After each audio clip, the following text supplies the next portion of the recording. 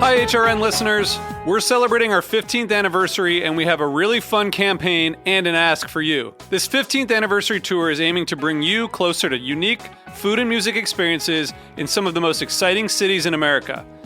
All the while, we're raising funds to support our work empowering the next generation of food systems storytellers through our fellowship programs. Here's how it works. Donate to HRN and be entered into a raffle in the city of your choice to win a dinner for two at a noteworthy restaurant and tickets for two to a concert at a prominent local venue.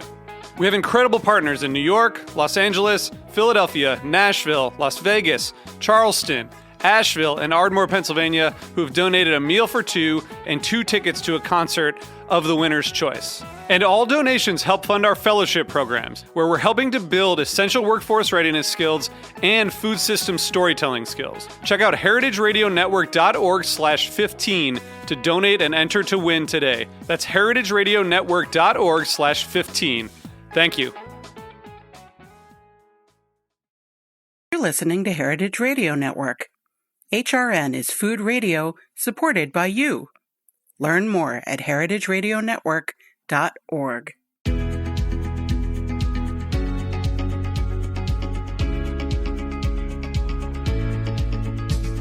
Welcome to Spill and Dish, a podcast from the Specialty Food Association. Founded in 1952, SFA is the leading trade association and source of information about the $194 billion specialty food industry. We champion the food producers, retailers, and other buyers who make up the specialty food world. If you want to know more about membership, visit specialtyfood.com. While on the site, check out the new Maker Prep course, a 12-step online program that will teach you how to take your specialty food product to the next level. In each podcast episode, we want to share the stories behind the products made and sold by our members, who are helping to shape the future of food. You can listen and discover the inspiration, recipe, craft, culture, ingredients, and production methods that help answer the question, what makes specialty food special? I'm today's host, George Hajar, Associate Editor at SFA. We're excited to bring you today's episode and so happy to be working with Heritage Radio Network, a nonprofit podcast network covering the world of food, drink, and agriculture, and expanding the way eaters think about food.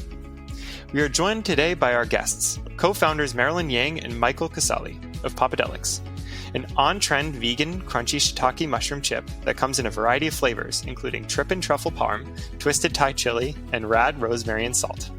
The brand is on a mission to bring support to the underloved veggies. Welcome. We're so excited to have you both on the show. Yeah, thanks again, George. Super excited to be here. And actually, Specialty Food Association holds a special place in our heart, I think, being based in New York, but also then it being our first trade show back in the day. Mm-hmm. Great. So let's dive right into it. Can you tell us a bit about the brand and how it started? Yeah, so I feel like it was, I guess like many other founders during this era, it was very much so our COVID baby. So Mike and I were husband and wife, and we've always wanted to start something together, some company together, and just never settled on the right idea quite before Popadelics. And how it came about was very much so, I feel like a COVID story where we were kind of stuck in our New York City apartments, sick and tired of eating the same old snacks that we kind of already had in our apartment. And we're lifelong mushroom lovers and already started to see all the other mushroom products come out. So we started to see all the mushroom coffees and teas. And so it really just came up organically where we figured, oh, well, you know, there has to be a mushroom chip out there. Or so we thought, because then we went out and really we were just consumers who were interested in buying a mushroom chip. And when we went out to try to find some, really didn't find anything out there. I mean, the stuff that is out there is unbranded, unflavored, unexciting. A lot of it's really meant for cooking. So it's not really in proper snack form anyway. And the actual mushroom chips that are out there are for the most part foreign imports. So they didn't necessarily have the taste profiles or kind of the branding that we were looking for as millennials ourselves. And so that really kind of got the creative wheels turning for us in those kind of early moments where I think at first it was just us as disappointed consumers, but I think in the backdrop of already seeing all these other mushroom products, we were kind of surprised that this didn't exist yet. And I think that we really kind of saw that white space, and that kind of escalated from there. As you can imagine, neither of us are from the food industry initially. We're both from finance backgrounds. So we do have maybe some general understanding of, maybe food distribution or things like that. But it really was kind of a fully out there, very new endeavor when we went about it. hmm And how was that process, sort of getting into it from a completely different place like finance? I feel like it was there was pros and cons to it because I feel like so I'm from a private equity background, so I've hmm seen much bigger companies and how they operate, not necessarily in the food space.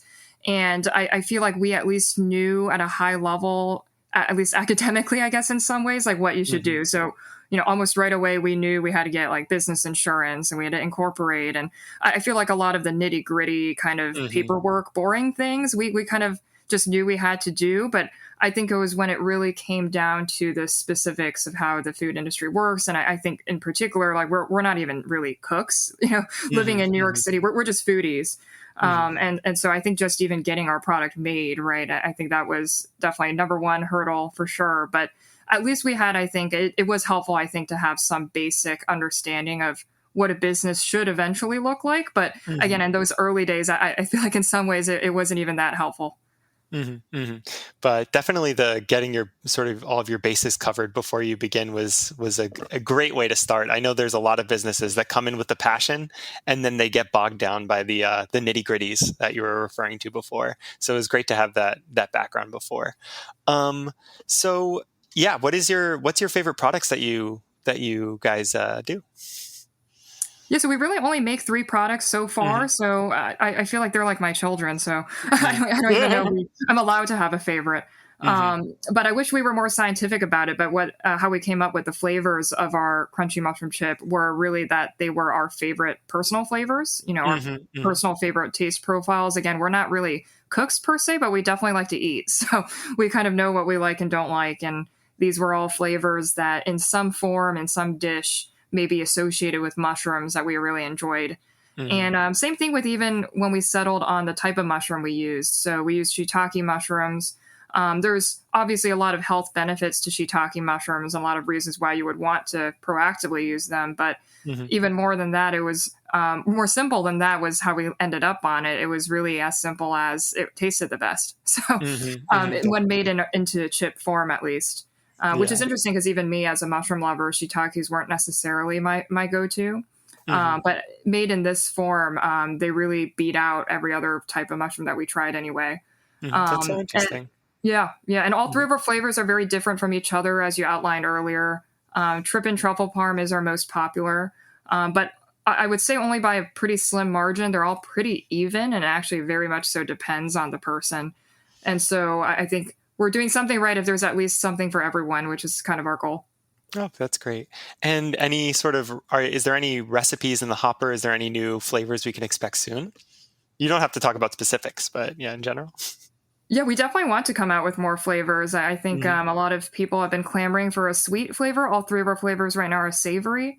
I hmm think with the crunch texture, there's a lot of interesting angles that we could go with some more sweet type of profile. So that could be something we explore down the road.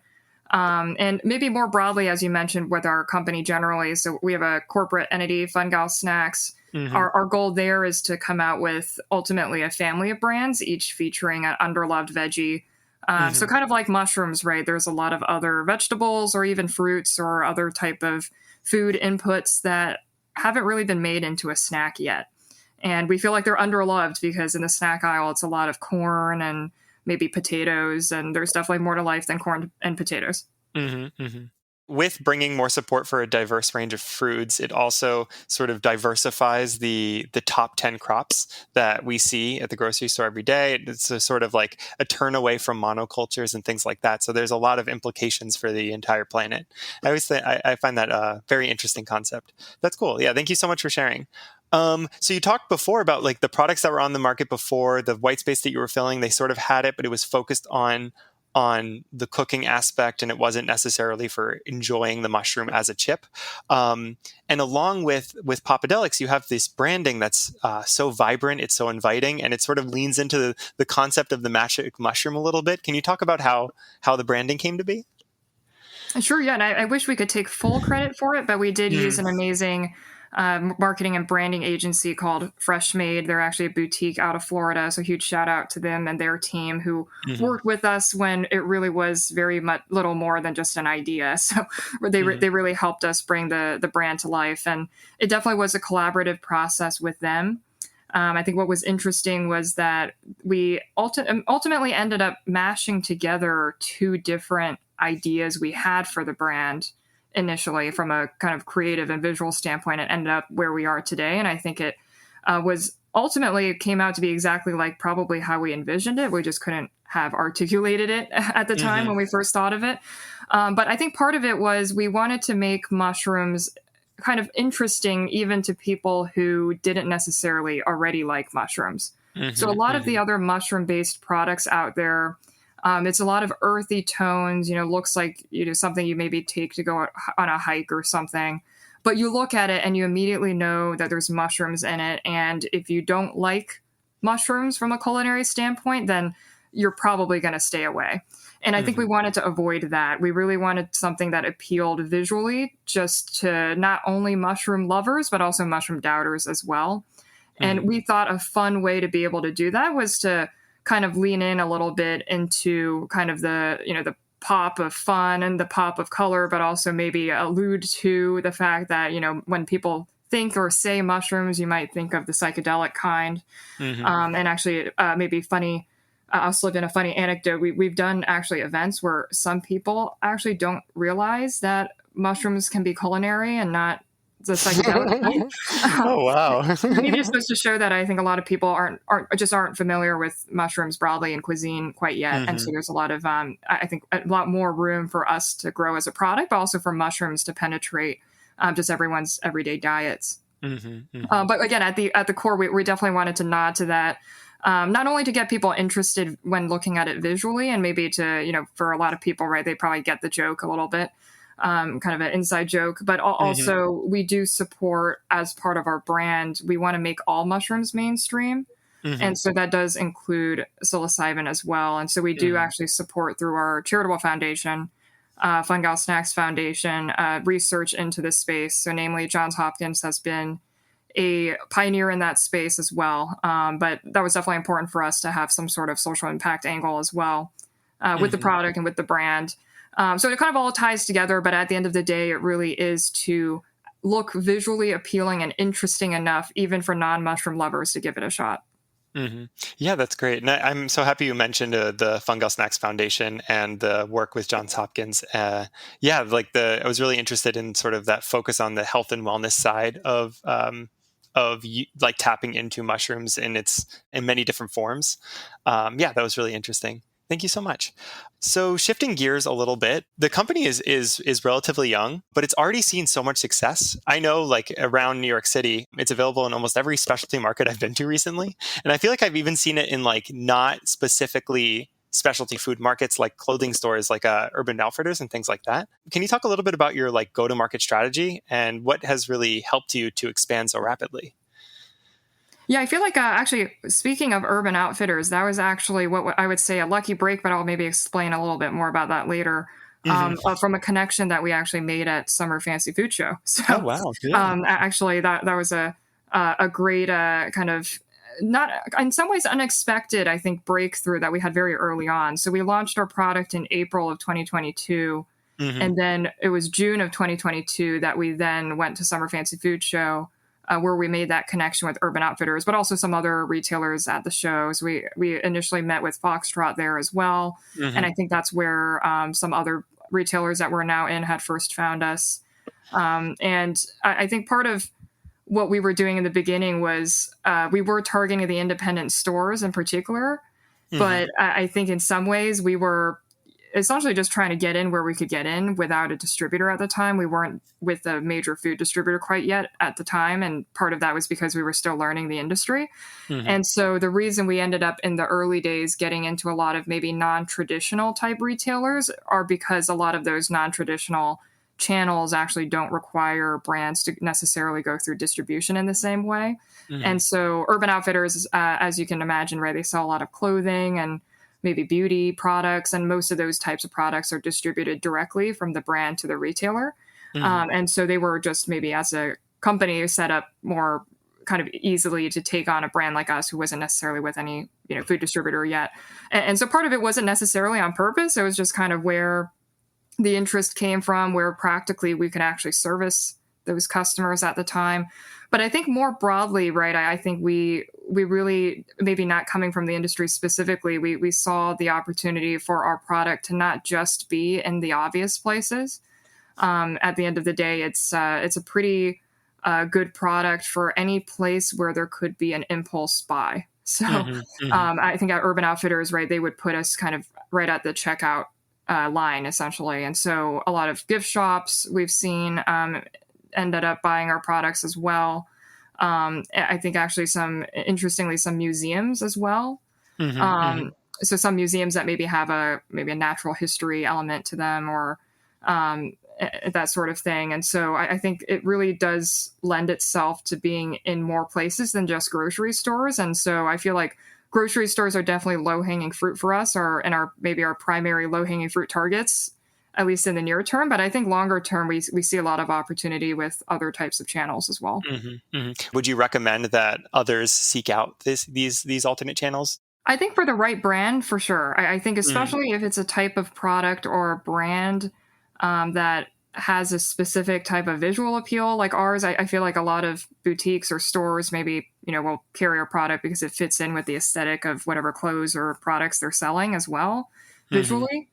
And so especially if it's a newer brand with kind of that, I would almost say like Gen Z millennial appeal, I think there's a lot of interesting channels specifically in that maybe age and lifestyle demographic that aren't necessarily just grocery stores as well.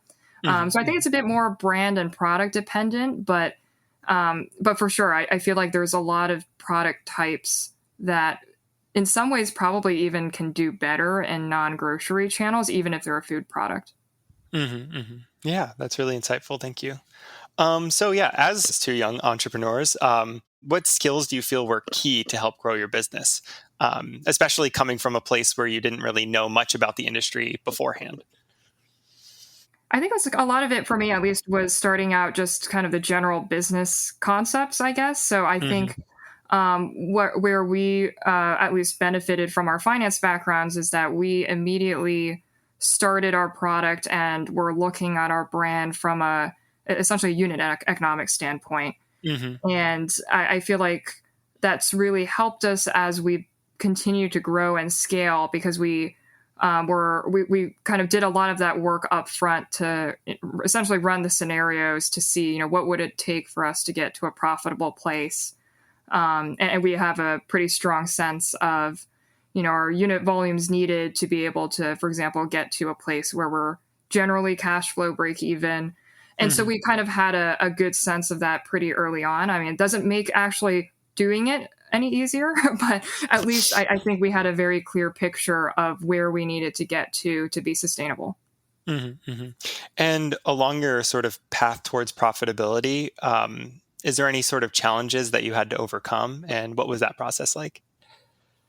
Yeah, so I'll maybe start and then Mike can jump in. I feel like I've been hogging the conversation here. But I think number one, what surprised us not coming from the industry was just how long decisions can take in this industry.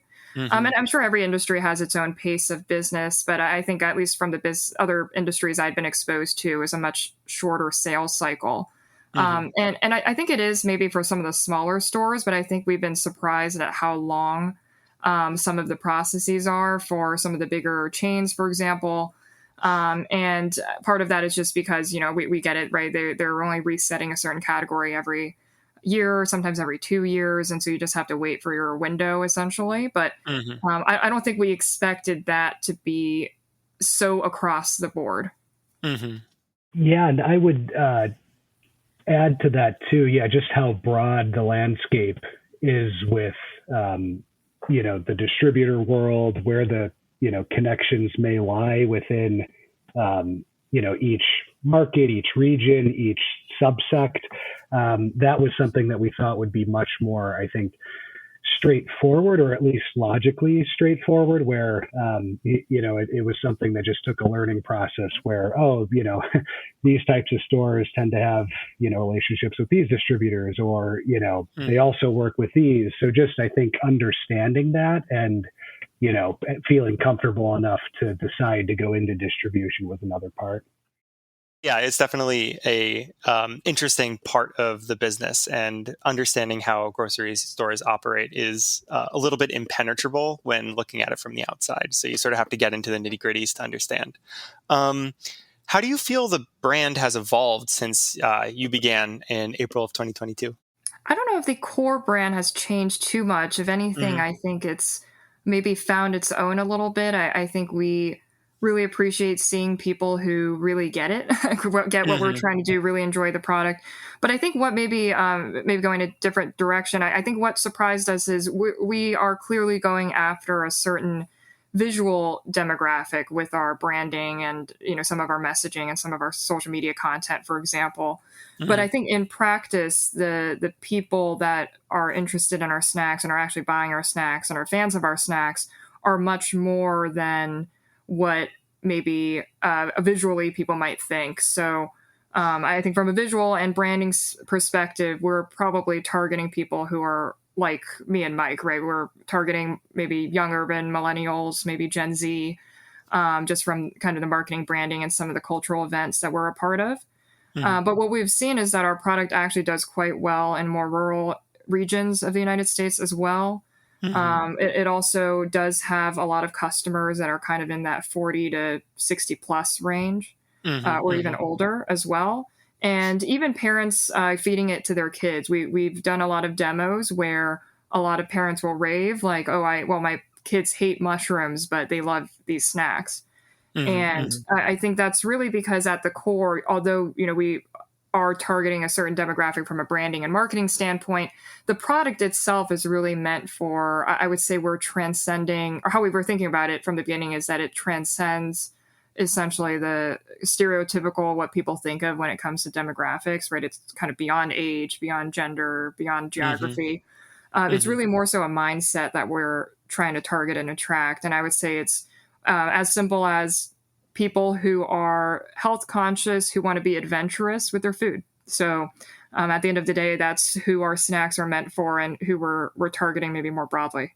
Yeah, that's really interesting. And I was talking actually recently with a broker who was telling me not to sleep on the Midwest, because the Midwest actually has a lot of interest, especially in conventional grocery stores, for specialty products like this, and especially better for you products. So what's on the horizon for the company?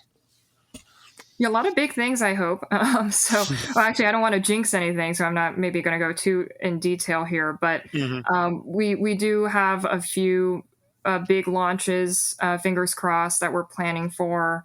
We're in some discussions with some big retailers as well. I think we've been able to build a very strong base with the independent natural food channel and also kind of some of these non-traditional channels as well. So we do have over 600 stores that carry our product today. But what really our next step is getting into some of those larger chains, so call it 100 plus location chains. And we have a few on the horizon that, fingers crossed, we'll be able to announce publicly quite soon. Amazing. I'm staying tuned. That's so exciting. Is there anything you want people to know about Popadelics that they might not already know? I know we've already covered so many things, so it's okay if there isn't anything, but just wanted to give you that platform. Yeah, I'll just mention too, just a little bit more about what we do with our foundation as well. I am Chinese American, so we do partner in New York City with a few of the Chinatown organizations. So we've done a few events with Welcome to Chinatown. We've also partnered with St. Jude's for part of their Lunar New Year campaign. And also we've recently been a partner with Welfare, which distributes essentially better for you snack products and pantry products to low income neighborhoods in New York City. So just wanted to mention a few of the other organizations that we've been fortunate to partner with both our product and in general. But I think part of what weaves all of the things together that we support is that it's really trying to encourage and further health and wellness in all aspects. So kind of mind, body, soul, so to speak. So, making food more accessible, healthier food for all, and also, of course, mental health.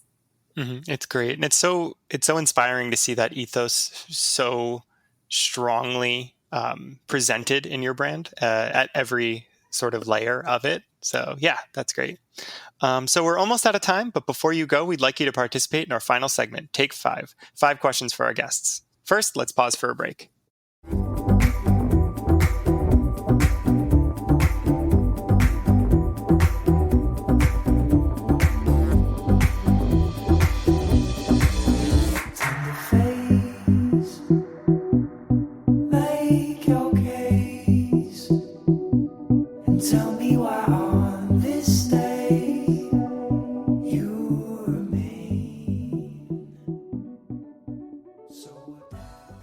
Hello again, and welcome back. I'm George Hajar of SFA, speaking with Marilyn and Michael of Popadelics. Okay, here are your 5 questions for a final segment. Take 5. 1. What is your favorite thing about the specialty food industry? I think probably how nice everyone is. I think coming from an industry where maybe there's a lot of not nice people, it's kind of nice to see an industry where people are a lot more open. What is one thing that the SFA has made easier for you as a specialty food business owner? I would say, the Summer Fancy Food Show, as Marilyn mentioned earlier, is really, I think, by far exceeded our expectations of not just our first trade show, but just how it brings together virtually every corner of the industry. And particularly, that sounds simple, but in specialty niche areas, I think, is really powerful. So using that Urban Outfitters example, for us to be connected in our first trade show with someone like that on the other side of the world in terms of industry fit, I think was not what we would have expected. Mm-hmm. And if you weren't running a business, what would you be doing? For me, probably working out. I feel like that's all else I really do these days, I feel like. But I'm a big fan of group fitness classes. So you'll probably see me at some sort of kickboxing studio.